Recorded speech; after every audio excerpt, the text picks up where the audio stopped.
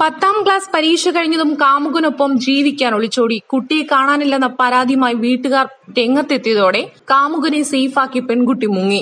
ആരും കാണാതെ റബ്ബർ തോട്ടത്തിൽ തന്നെ ഒളിച്ചിരുന്ന പെൺകുട്ടി സമീപത്തെ മാവിൽ നിന്നുള്ള മാങ്ങയും പച്ചവെള്ളവും കഴിച്ച് ജീവൻ നിലനിർത്തി. അടൂരിൽ നിന്നും കാണാതായ പെൺകുട്ടിയെ കണ്ടെത്തിയോടെ പുറത്തുവരുന്ന വിവരങ്ങൾ ഞെട്ടിപ്പിക്കുന്നതാണ്.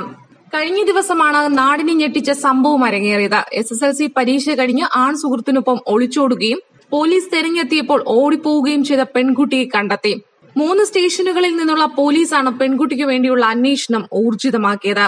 Adoor DYSP KA Thomas, Kodumon inspector K Vinod, SAമാരായ ശ്രീലാൽ, സുജാത, ASI നജീബ്, CPOമാരായ സുഭാഷ്, നാദിർഷാ, ഷിജു, അനീഷ് എന്നിവരാണ് തെരച്ചിലിന് നേതൃത്വം നൽകിയത്.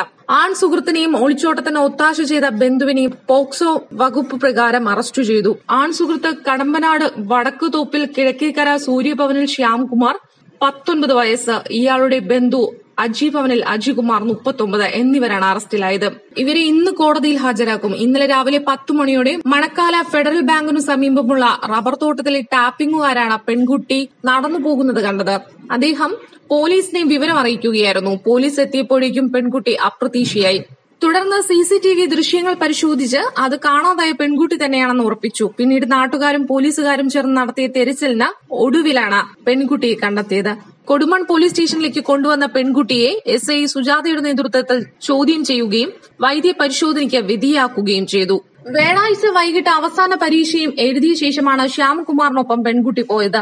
ശ്യാം റെന്റിനെടുത്ത കാറിലാണ് ഇരുവരും പോയത്. പോകുന്ന വഴി അടൂരിലെ പണമിടപാട് സ്ഥാപനത്തിൽ പെൺകുട്ടിയുടെ 1.5 പവന്റെ മോതിരം ശ്യാം പണയം വെച്ചു. സ്വർണം പണയം വെക്കുന്നതിനും കാർ വാടകയ്ക്കെടുക്കുന്നതിനും അജികുമാറാണ് സഹായിച്ചത്. ഇതിനുശേഷം മൂവരും കൂടി ശ്യാംകുമാറിന്റെ വീട്ടിലേക്ക് പോയി.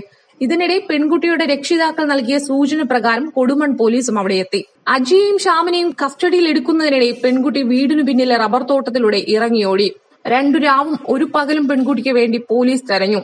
റബ്ബർ തോട്ടത്തിൽ തന്നെ ഒളിച്ചിരുന്ന പെൺകുട്ടി സമീപത്തെ മാവിൽ നിന്നുള്ള മാങ്ങയും പച്ചവെള്ളവും കഴിച്ചാണ് ജീവൻ നിലനിർത്തിയത്.